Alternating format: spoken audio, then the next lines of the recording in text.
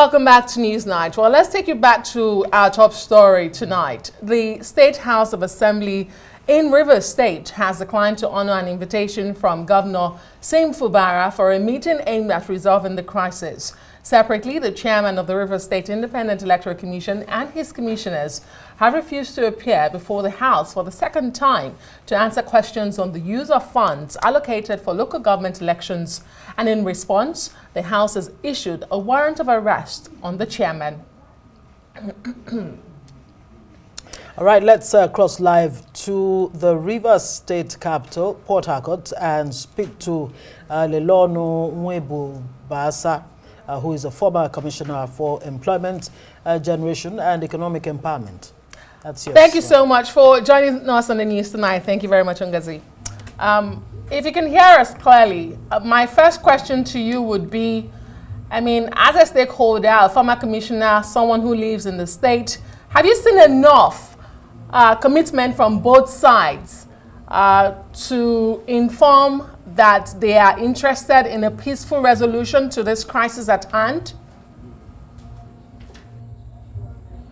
Well, thank you so much, Adesua. And let me start by saying that the Supreme Court judgment has put Rivers State on a very delicate political balance since the weekend when the news broke out that the Supreme Court has restored the legitimacy of the 27 lawmakers in Rivers State. And of course, this delicate balance is likely to be upturned.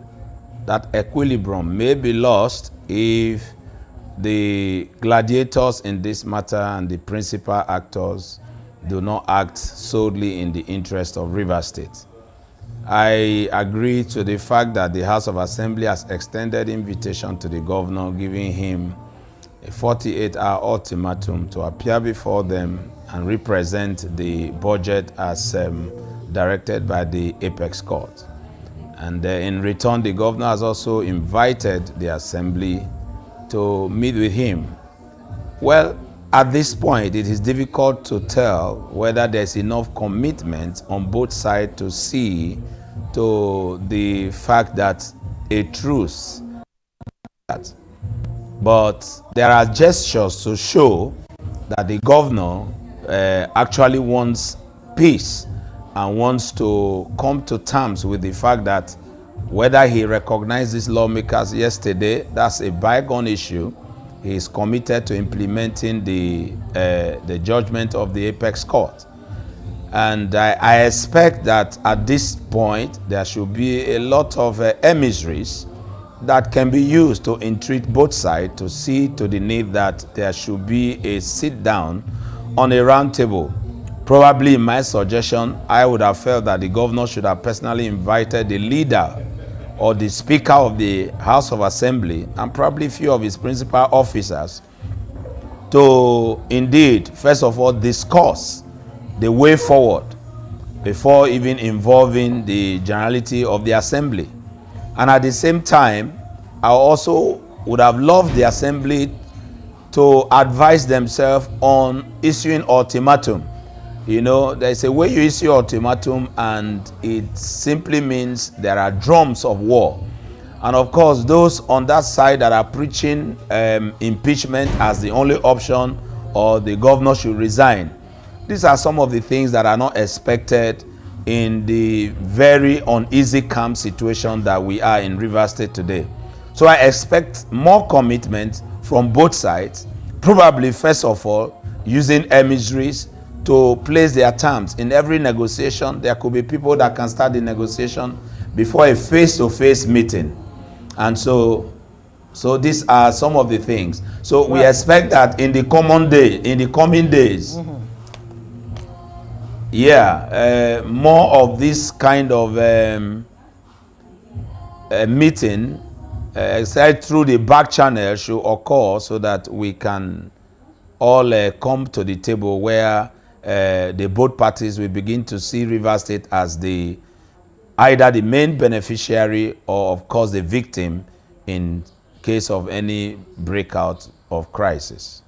Right. So presently we hear that the president is meeting or breaking the Ramadan fast for today with the governor of Rivers State, Fubara, and of course the former governor and FCT minister Nyesom Wike, alongside other governors and what have you. Do you are you hoping? Do you expect that this might just be that move that can settle the crisis in Rivers State? Indeed, between Fubara and Wike. Are you hoping that this will move things forward very quickly, especially against the backdrop, where the G27 assembly members actually, rejected the overtures from Fubara?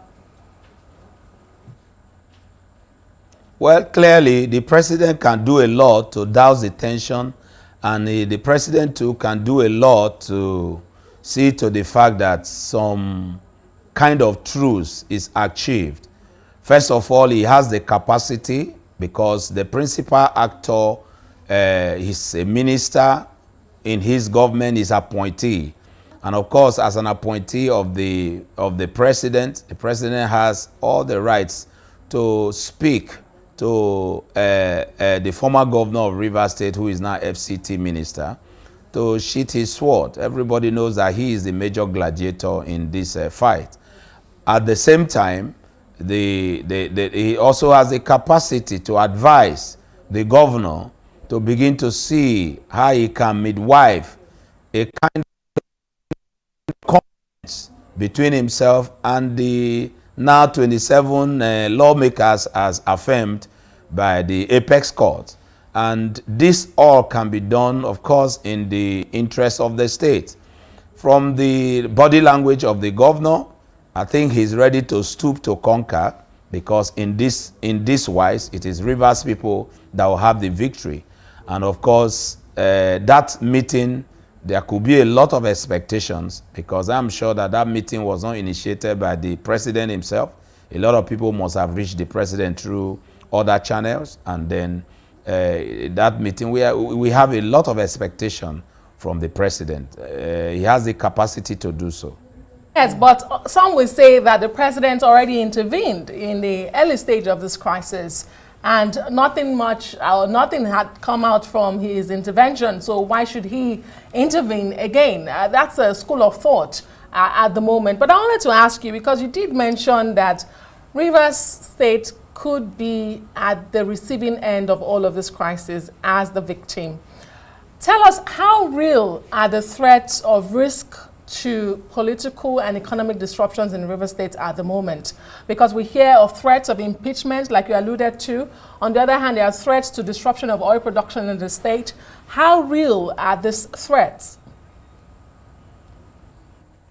First of all, the president actually came into this crisis in the early stage of it. And of course, there was a very fragile truce that eventually broke down.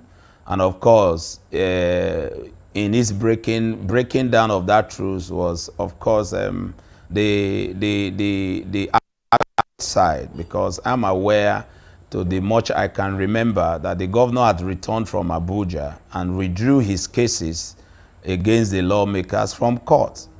As of today, most of the cases that were now decided were cases the lawmakers instituted against the governor, and they didn't withdraw their own cases. And so we've come to the end of that road, and here we are. And so the president coming in again doesn't mean that because he couldn't achieve much, then he may not achieve it now. After all, negotiation is something that has to be continuous, sustainable, consolidated upon, and all of that. Talking about the threats within, the threats of impeachment is real, because there are people that are beating these drums of war, and these are like the caretaker chairman of APC, who spoke in some media and said that the governor has only two options, either to resign or to be impeached. While I take him seriously to a large extent, I also must allude to the fact that he's a careless talker for over the period of months and years that this issue started. Chief Tony Okocha has spoken very carelessly about very serious things. I could, like it's a joke, but if I also look at the other side that he is a member of that team, and if that's exactly what they are thinking about, and so I agree that the threat of impeachment is real. The ultimatum so given and the vivacious actions of the lawmakers towards bringing people to appear before them tends to tell you that they need more powers than they have right now. So that could tell you that they need the head of the ram and not just to eat the side of it, and that's the seat of the governor. And so if that is real, of course, on the other side, we cannot take any threat for granted. People may allude to the fact that, oh, there were threats during Jonathan, that if Jonathan loses, Niger Delta will boil. You cannot use that to conclude that the threats within are not real. First of all, the real threat is that no one that was not voted for Rivers people to govern them will be allowed. They can either withdraw from your government or attack your government. There's a whole lot of ways to fight the government of the day. So the threat that there may be disobedience if Fubara is impeached is clear, is there, because the voters who own their vote and knew who they voted for may not be truly happy that a representative of a state constituency now comes to become their governor that they didn't vote for. So that's a clear one. Talking about regional agitations from the Ijaw ethnic nationality, while I do not see Fubara's issue as an ethnic matter, it is not a tribal matter. It is clearly a matter of Rivers State, and of course it's a political issue, and we know how this has come about, that it's about control, political control, economic control of the resources of Rivers State. It is also clear that people who are aggrieved may put together threat or put off threat. And to tell you the truth, no threat can be taken for granted, especially in today's Nigeria, where security is at its poorest level, intelligence is at its poorest level, and so anything can happen. And so we must not wait until this happens before people will begin to come into this matter and see that we get to a point where the state must be at peace, government must be allowed to run, and the people has to benefit from thank you very much. The dividends of democracy. We do hope that peace reigns supreme in Rivers State. Dr. Leloonu Nwabubasa is a former commissioner in Rivers State. Thank you so much for joining us on the news tonight. We do appreciate your time.